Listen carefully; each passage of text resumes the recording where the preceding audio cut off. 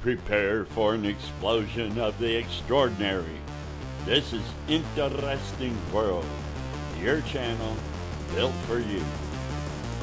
Commercial wood carvings to dropping killer music tracks, capturing majestic tugboats in hidden vessels with spectacular drone footage, from general fishing straight to thriller pier fishing tournaments.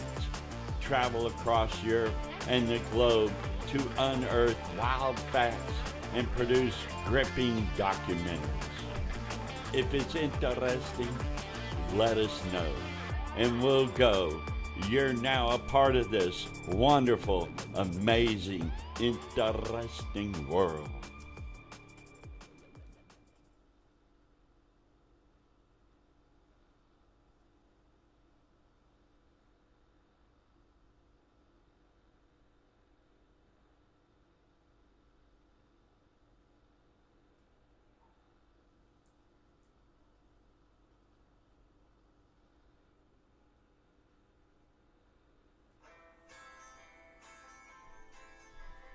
All right, we're gonna get kicked off here in a little bit.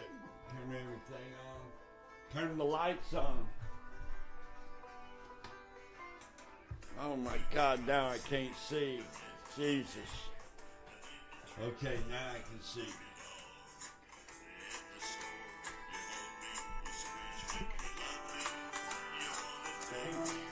And then you realize. Bluetooth connected. So you put me down and back in my cage. I feel like I'm dying, but I'm crying. Good morning, America. Good morning, Greece. Good morning, Santorini.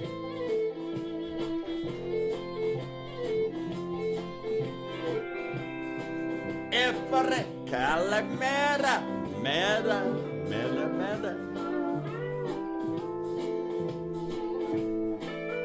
Efresto.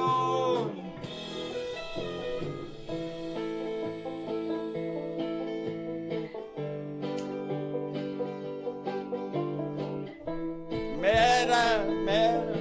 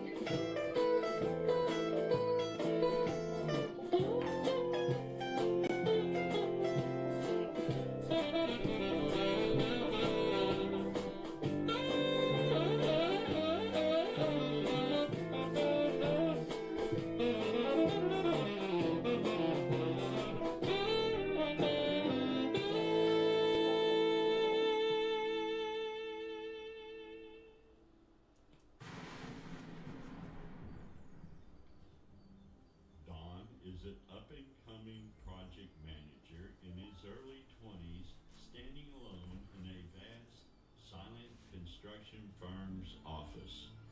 He embodies the hopeful and slightly overwhelmed energy of someone stepping into a demanding role for the very first time.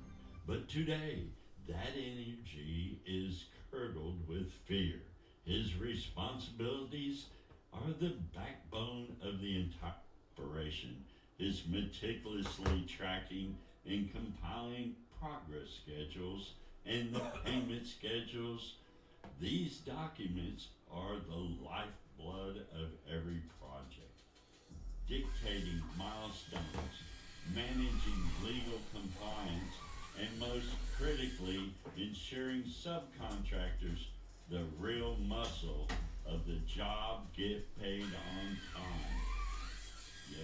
The accuracy required is intense. A simple typo can lead to a financial crisis or possibly a lawsuit. But today, the precision of these schedules doesn't determine profit or loss. It determines who keeps their job. The ominous quiet of the empty desk, the rows of abandoned computers, no one there, and the lack of ringing phones. A frightening story of silence. The vast majority of the administrative and middle management jobs have been lost. They were displayed by sudden, aggressive adoption of a new generation of sophisticated AI software that promises faster, cheaper, and supposedly flawless financial arrangements and project oversight. Don survived the initial cut, but every keystroke now is weighed by the terrifying knowledge that the machine is breathing down his. It's gonna happen soon. The human element, I can't the wait. social interaction, the crucial phone calls to angry vendors. All that has been stripped away. This is how I lost my job to AI. Fighting a silent algorithmic takeover. Lost my job to I AI. anticipate a time soon when I can dive in and assist Don, helping him navigate this new reality. But right now, his world and the world of construction jobs has been fundamentally shaken. Right now, in a public square, there is a pervasive, almost contagious anxiety surrounding artificial intelligence. Yeah, this fear is not baseless. This is how you lose your job. Everybody, not just me, everybody's going to lose their job to AI. Everybody. It's fueled by legitimate advancements, sensational clickbait headlines. News articles constantly speculate that AI poised to take over, not just displacing entire workforces, but eventually exceeding human control. Okay, painting a future of existential threat and mass obsolescence. Let me tell you, these people are some of the most influential people in the world. People we highly respect, our heroes. Many people believe the rise of AI is an unchecked looming darkness, destined to dismantle the known world and render human effort worthless. Yeah. They see the rapid learning curve of these systems as an assumed linear, predictable dominance. It's not. They hear technologies warn of a singularity where computational intelligence transcends human comprehension entirely. It won't. This widespread fear, understandable, is often propagated by commercial hype and a profound lack of true understanding about the foundational differences between mere calculation and genuine human comprehension. I believe that's true. I mean, we're going to lose our current jobs. We'll still have jobs. They just won't. I'm not all. When I say all, I don't really mean all. But most of the people's jobs, and probably all jobs to some extent, will be affected. It's just no way around it. I'm being replaced. I don't know. Comment. What is it? This show don't start till 8:45. Here. On the East Coast. On the East Coast. I don't know where I am, let alone you guys. Okay, so here we go. I guess ignorance seems to be a key word that comes up, but the truth is much more optimistic and far more human. This fear is profoundly misplaced, failing to recognize the core element that always saves us: insight, intuition, and ethical wisdom. Our future and Don's ability to thrive in it is entirely secure within our control. The reason we can comfortably dismiss these doomsday predictions about AI lies not in philosophy. Oh, this is a AI Took My Job documentary on Interesting World. And check out this documentary. I don't have a link for it. I don't even know how to link for it. But there's a link for it somewhere. But if you go to our channel, you'll see it, I'm sure, under documentaries. Or just type in, AI Took My Job. And you'll find this. Holy smokies. But in consistent, brilliant work of two wonderful guys. These individuals are not programmers. They're not futurists in the typical sense. They are interpreters of mathematics. Okay, this is how we're going to come out of this because of math. I know. But listen, when you go to school, college, I don't know what kind of school, higher technical, job-oriented schools where you're actually learning to do something, you know, you'll find out that this could be the way it is. This could be mathematics. Mathematics, you can't predict the future once you got three things going on. One, in calculus, one moving body, we can handle that. That's exciting when you first find out, you know, about speed and momentum and mass and, you know, all that squared stuff, you know, when you take things and square it. It's all awesome. You think, wow, I can send a rocket to the moon. It's easy. Yes, to send a rocket, one moving body. But guess what? There's another body and it's moving. What would that possibly be? Oh my God, the moon. So not only is the earth moving, but the moon is moving. That's two bodies. Well, if you had a third one, you'll never be able to predict the future out of 3 days. Lois, my daughter, I consult her. I hate to say it, she's smarter than me. And I asked her what she thought. And she kind of, I think the weather, we all pretty much agree it's 3 days. I think she thinks 3 days. I shouldn't quote her. But anyways, pretty much we will never know exactly the outcome of this AI stuff. We just can't know. We'll never know. We'll know once we're there. You'll know the journey once you get to your destination.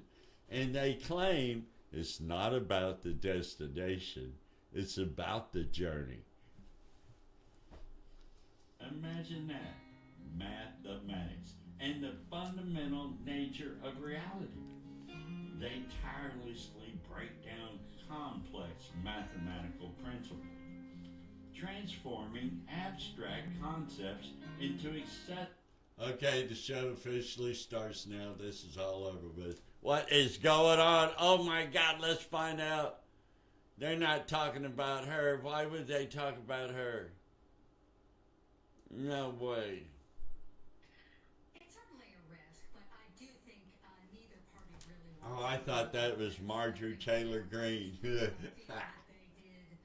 what they needed out of the first shutdown. They have focused That's the country on healthcare costs and other affordability issues, and they don't want to risk getting blamed. They have a process. Okay, we don't want to get blamed. What's happening today? And Let's see what we got for tickers. Okay, I'm short on some stuff. This is the top 6 active this morning. But where are we at? We are here. We sold everything but stuff that ain't making a profit. Because this is the end of the month. I mean, the 16th. When is that? Couple of weeks. Yeah, all of our derivatives need to go a month out now. I'm not very good at this, so I need extra time. But it costs more money to get more time. But as bad as I am, I'm willing to spend a little extra money and give me some more time so I don't have to take as many Alka-Seltzers. Okay, Donald J. Trump. But you got to be careful in this business. It's hard to make a profit.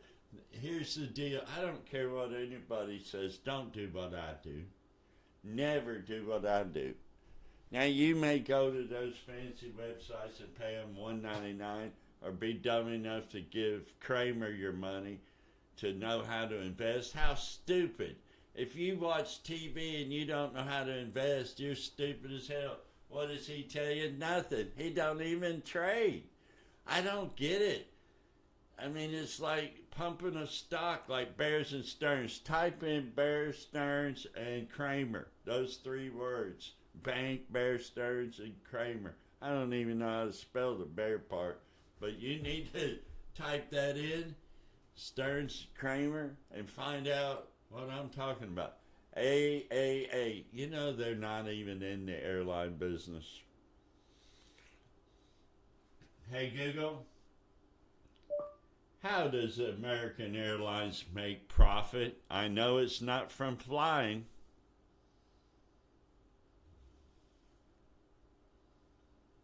American Airlines primarily makes its profit from its loyalty program, AAdvantage, rather than operating flights. While flying is its largest revenue source, it often operates at a low margin or loss. Profit drivers. Selling miles. The airline makes billions by selling AAdvantage miles to partners, primarily Citibank and Barclays BO, for their co-branded credit cards. High-margin partnerships. These financial agreements provided approximately $6.1 billion in cash in 2024, acting as a stable, high-profit hedge against volatile... Okay. Are you an Advantage member? I am. And that's how they make profit. But guess what? I did some research on them because I had nothing else to do because I'm a loser. And Advantage loser, you got plenty of free time to figure this out. Travel if you have time, back to time. And that was not an analogy. That was for real. If you have time, I'm going to give you some terrible advice. You don't do what I do, and I'm sure you won't because nobody does, but I'm going to give you some insight. Hey, Google, how much did American Airlines give out in cash to people because they screwed up their flight?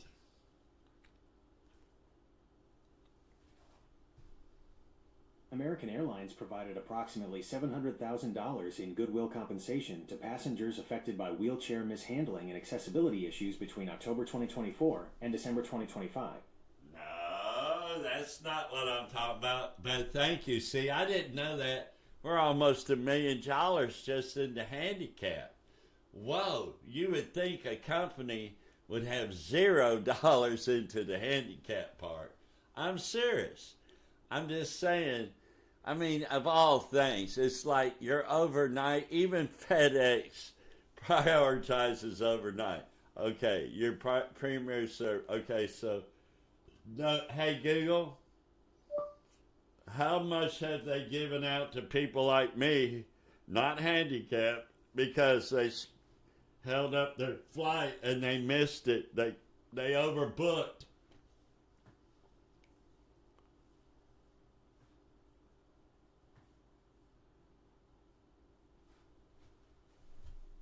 In 2025, American Airlines was identified by the Department of Transportation, DOT, as the second worst U.S. carrier for bumping passengers, with 4,257 people involuntarily denied boarding between April and what they have to pay.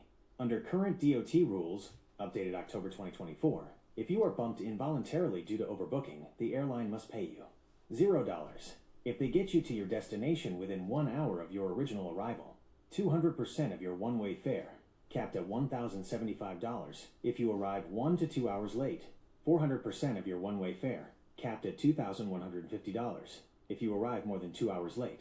The recent loophole, while you are legally owed the amounts above for overbooking, a proposed Biden-era law that would have forced airlines to pay $200 minus $775 for general airline-caused delays, like crew shortages or maintenance, was officially withdrawn in November 2025. This means for a standard delay where you aren't bumped from an overbooked flight. Why do you talk? I just wanted one amount in dollars. How much did they pay? What's wrong with... See, that's the problem with AI ain't taking over nothing.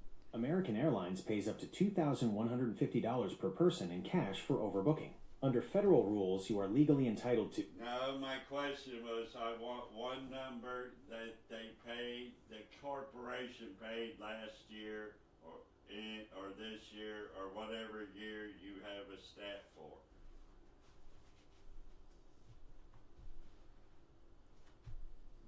In 2025, American Airlines paid out roughly $15 million in direct cash compensation to passengers for overbooking and tarmac delays. This total... Okay. That's proof that AI, we just did some due diligence to prove that Gemini, don't invest in Gemini. It sucks. They're going to split it off from Google because it sucks and nobody knows about it because it's too big of investment, too much electricity. How the hell are you going to monetize something you have to have? I mean, it's like health insurance. It's going to be brutal. I mean, I don't know what's going on here. So, I'm just telling you right there. It's just something. American Airlines don't fly airplanes for profit. They sell credit cards. So, they gave out $15 million. I got some of that. I booked a ship flight not knowing I was going to make money.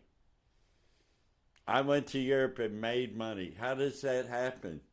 I don't know. I'll be honest with you. I asked my son, he's no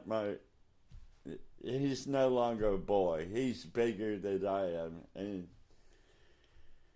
But he's my adopted son. I adopted him. And I'll be honest with you, I asked him and he gave his biological dad the money that we made to go to Europe.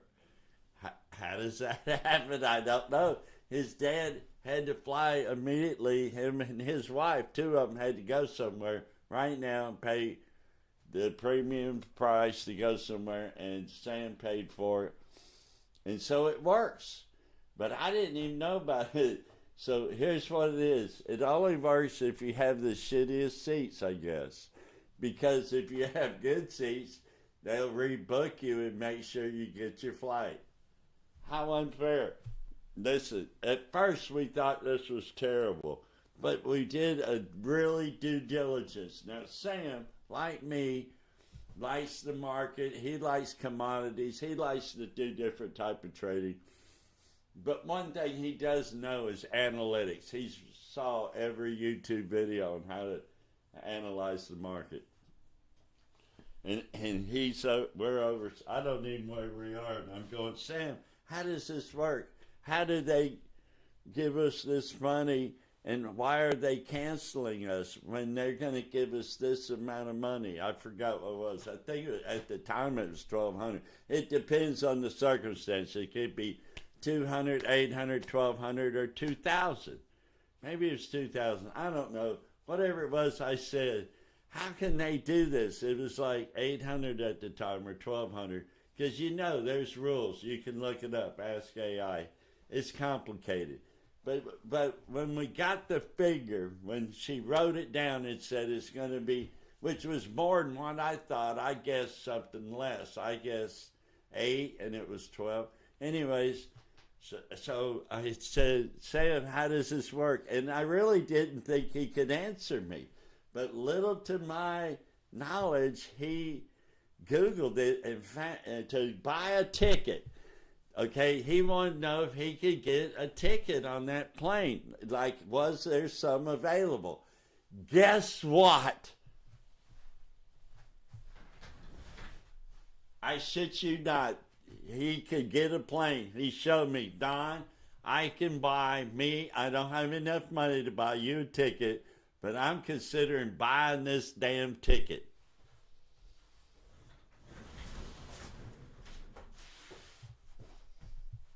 I knew he was bullshitting. There ain't no way he's buying that ticket. But he was so mad because they had rejected us twice or once, twice. I don't know. We ended up being screwed 3 times. 3 times they overbooked, whatever happened. But he could buy a ticket on that plane for $4,200. Just a regular economy, a standard economy, not the cheap economy, just a standard ticket. That's called a standard ticket. See, it's confusing. Like, you get a standard ticket and it costs $4,200, but there was no economy ones. But you could get that's last minute price. Like, it only lasts like for 10 minutes. Like, it's only available for the rich. See, that back to that advantage thing. If you're a priority customer, like a sports person or anything like that, you will probably be in first class. Yeah, and even bump a first class son of a bitch. But I doubt it. But you will definitely bump anybody in the rest of the airplane, including business, including that thing. If somebody needs a plane seat, they're going to sit in your seat. And I think they'd take you off of the plane if they had to. $4,200. And they still don't make money flying airplanes. They still don't make money. The only way they make money is when you get a credit card from them, which they make you get because you can't get your miles, which they sell those miles to other people. The miles that you're getting that you can't get unless you have their card, they're not paying for the miles. Other people pay them for their miles. So it's like, I'm not giving any of these miles away until you pay me for the miles. Who's paying for the miles? Everybody else. To give you rewards. We give you rewards on your miles. You know, all those people advertise, we'll give you the miles, we'll give you. It's chaos out there. Anyways, I'm short. Why am I ranting about this? We need something important. Something really important. Hold on. Check this out. Prepare for an explosion of the extraordinary. This is Interesting World, your channel built for you. Commercial wood carvings to dropping killer music tracks, capturing majestic tugboats in hidden vessels with spectacular drone footage, from general fishing straight to thriller pier fishing tournaments. Travel across Europe and the globe to unearth wild facts and produce gripping documentaries. If it's interesting, let us know, and we'll go. You're now a part of this wonderful, amazing, interesting world.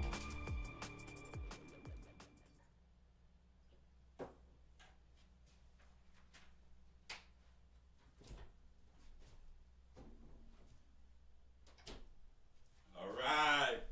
Good morning. It's 2026. Yay. New year. It's party right here. This is the stock party. I'm drinking some crazy ass Arizona tea. Boy, this shit will kill you. Wow. Oh, man. Get you some 100% sugar and caffeine Arizona tea. Hey, Google. How much caffeine does Arizona tea have in it? Arizona tea caffeine content varies by the type of tea used. Black tea, 15 milligrams per 8 ounces serving, 30 milligrams per 16 ounces. Green tea, 7.5 milligrams per 8 ounces serving. Okay, is that a lot or little?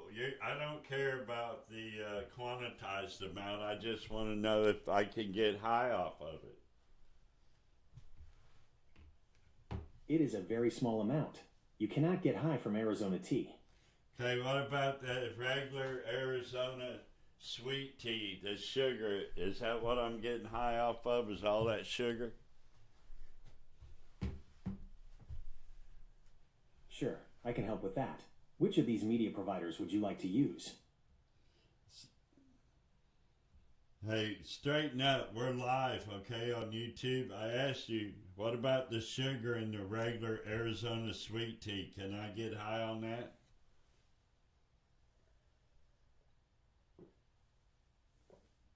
Arizona sweet tea has 69 grams of sugar per 23 ounces can. While sugar triggers dopamine and reward signals in the brain similar to drugs, it does not produce a psychoactive high or intoxication. Scientists like Dr. James DiNicolantonio and Dr. Selena Bartlett have argued that sugar can be as addictive as cocaine in animal studies, but for humans, the result is typically a brief sugar rush, followed by a crash, not a high. Would you like me to find out how much sugar is in other Arizona flavors? Define sugar rush, because I got it right now, baby. What's this sugar rush I'm experiencing?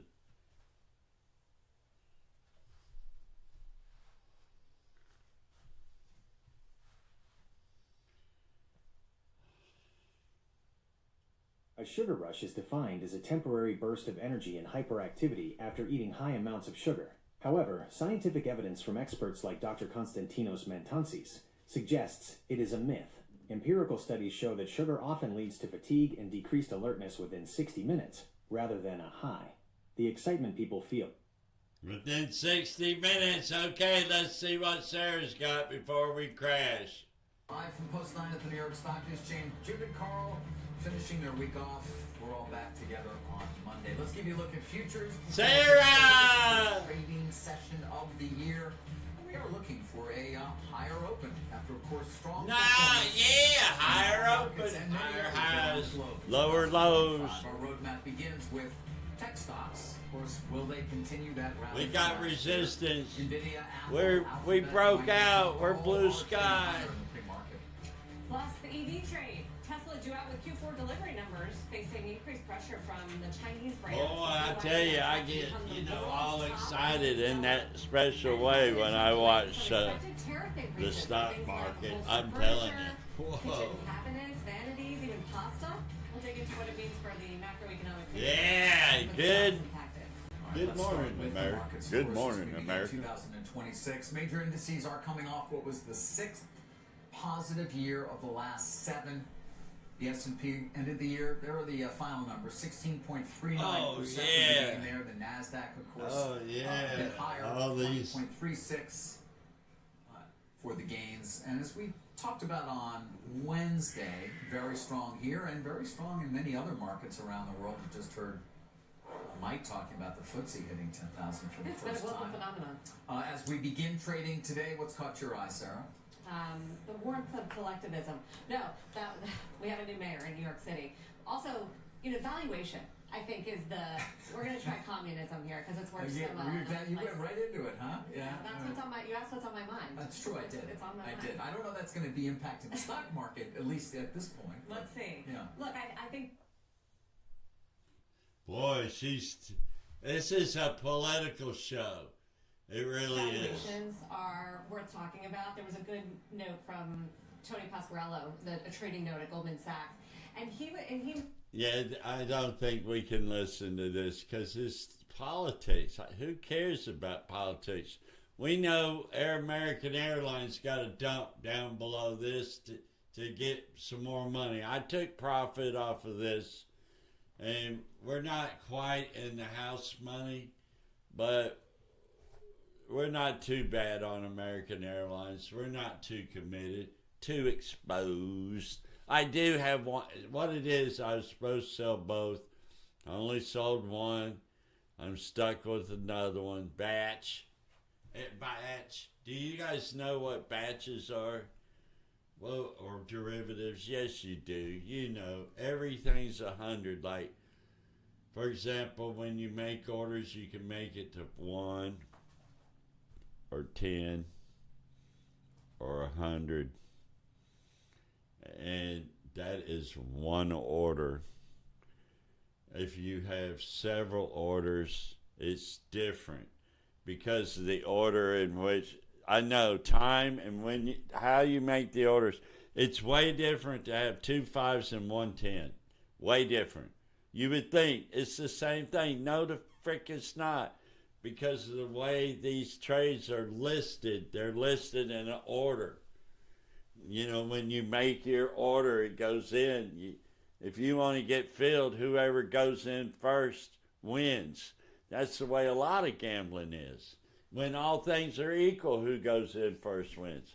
So everything matters, especially if you're trying to make money. Basically, I'm trying to tell you I screwed up. I didn't sell. So technically it's possible I could make more money off of this because I didn't sell, but I doubt it, because the rule is anytime Don makes a profit, I sell. Anything you see, I'm a scalper. It's because I'm a loser and I didn't scalp it. Most things I scalp, you know, but some things get, what are you going to do? It didn't go your way, so they're left up here. You'll never see anything big winning up here unless it's called house money, HM. If I got an HM going on, that's not a regular bet. What's a house money? Let's say I bought 4 of something, and then I sold 3 of them and made money and paid for all 4, and made profit. That last one you left up there, that's called an HM. That's called house money. The reason we get into this is we want to gamble and take high risk and just gamble and see what happens. But we can't, because in order to be a professional stock trader, you have to do risk management, which allows diversification. You got to do all these things, which allows you to be the house. To be the house. I sell you things that devalue through time. Time is on my side. Time. That's me. I sell you puts, calls, bye-bye. What am I talking about? Anyways, let's just make sure Donald Trump goes down. American Airlines goes down. We're going to get enough money to where we can buy and sell puts. Right now, I cannot sell puts because I don't have no money, because I just got back into this, and I've been preparing to get back into this for the last week or two, and only the other day did we get the proper buttons pushed to make all this work. So that's why nobody watches it and nobody knows about it, and we're on the air, and here it is. Oh, God, and here it is. I'm going to tear up everything. I still don't know how to put some buttons. But we're here. And there it is. American Airlines, please. How much time do we got? Okay, we got time to listen to some music. Get you some sugar rush buzz. There is some caffeine in it, but not a whole lot. I guess it's... Oh, what does Sarah got to say? She's really political, huh? Shareholders, when the story has I don't moved think it beyond matters the at all, deliveries. Sarah. Yeah.